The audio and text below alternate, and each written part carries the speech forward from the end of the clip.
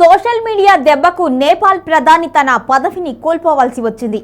Social మీడియాపై నిషేధంతో ఆగ్రహం వ్యక్తం చేసిన నేపాల్ యువత కేపీ ఓలీ శర్మ ప్రభుత్వానికి వ్యతిరేకంగా చేపట్టిన ఆందోళనలు హింసాత్మకంగా మారాయి.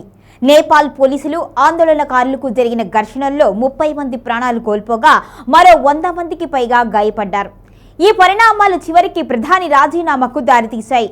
నేపాల్లో యూట్యూబ్, ఫేస్బుక్, ఎక్స్, ఇన్స్టాగ్రామ్ సహా 26 అమెరికా యాప్లు నిలిచిపోవడంతో యువతలో ఉక్రోషం పెల్లుబిక్కింది.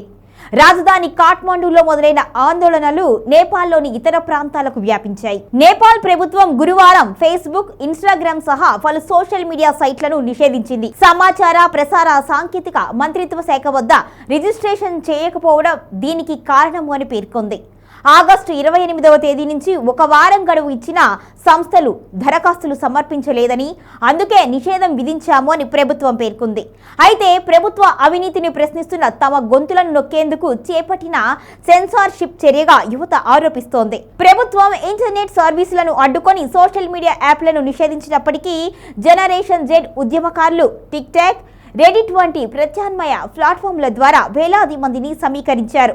ఇక నేపాల్లో ఫేస్బుక్ యూజర్లు సుమారు 1.35 కోట్ల మంది, ఇన్స్టాగ్రామ్ను సుమారు 40 లక్షల మంది వినియోగిస్తున్నారు. వీరిలో అనేక మంది వ్యాపారాల కోసం సోషల్ మీడియాపై ఆధారపడుతున్నారు. నిషేధం అమల్లోకి రాగానే ప్రభావితమైన వారు వీధుల్లోకి వచ్చి నిరసన మొదలుపెట్టారు.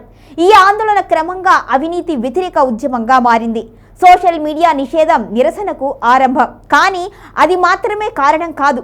నేపాల్లో వ్యవస్థీకృత అవినీతికి వ్యతిరేకంగానూ మేము ఇక్కడ ఉన్నాము అని విద్యార్థులు చెప్పడం అక్కడ అవినీతి ఏ స్థాయిలో జరుగుతుందో స్పష్టం చేస్తోంది. ఇక దేశంలో హింసాత్మక నిరసనలు తీవ్రమవుతున్న రాజకీయ ఒత్తిడి నేపథ్యంలో ప్రధానమంత్రి కేపీ శర్మ ఓలీ రాజీనామా చేశారు. సైన్యం సూచనతో రాజీనామా చేస్తున్నట్లుగా కేపీ శర్మ ఓలీ ప్రకటించారు.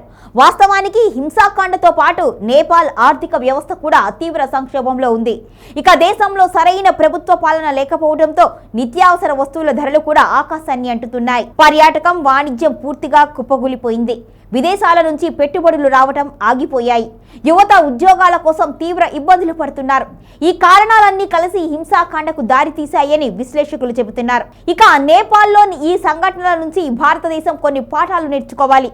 దేశంలో యువత సోషల్ మీడియా అంశాలపై ఎక్కువగానే స్పందిస్తున్నారు. సోషల్ మీడియా అనేది కేవలం వినోదం మాత్రమే కాదు, వేలాది మందికి ఇది వృత్తి, జీవనోపాధి. యూట్యూబ్, ఇన్స్టాగ్రామ్, ఫేస్బుక్ వంటి వేదికలపై ఆధారపడి ఉన్న వారికి ఇవి ఆర్థికంగా చాలా ముఖ్యమైనవి. అందువలన ప్రభుత్వం నియంత్రణ పేరిట సోషల్ మీడియాపై ఆంక్షలు విధించాలి అనుకుంటే అది దేశవ్యాప్తంగా భారీ తిరుగుబాటుకు దారితీసే ప్రమాదం ఉంది. సోషల్ మీడియా యువత గుర్తింపు, భావోద్వేగాలతో ఎంతగా ముడిపడి ఉందో ఇప్పటికే నిరూపించింది. ఇక సోషల్ మీడియా అంటే కేవలం యాప్స్ కాదని, అవి కోట్ల మంది జీవితాలు, ఉపాధులు, స్వరాలను ప్రభావితం చేస్తున్నాయని పాలకులు గుర్తించాలి. భవిష్యత్తులో ఇటువంటి సంఘటనలు పునరావృతం కాకుండా ఉండాలి అంటే వాటిని సమర్థవంతంగా నియంత్రించడం, సోషల్ మీడియా వ్యసనం, దాని మానసిక ప్రభావాలపై యువతలో అవగాహన పెంచడం, దేశీయ డిజిటల్ వేదికను ప్రోత్సహించడం చేయాలి. అలా కాకుండా పోస్టులు పెట్టే వారిని జైలుకు పంపిస్తాం, మమ్మల్ని ప్రశ్నిస్తామంటే, కేసులు పెడతాం అంటే ఇబ్బందులు తప్పకపోవచ్చు. కనుక యువత సోషల్ మీడియాను వినియోగించడంలో హద్దుల్లో ఉండాలి. అది మీరితే వారికి ఇబ్బందులు తప్పకపోవచ్చు.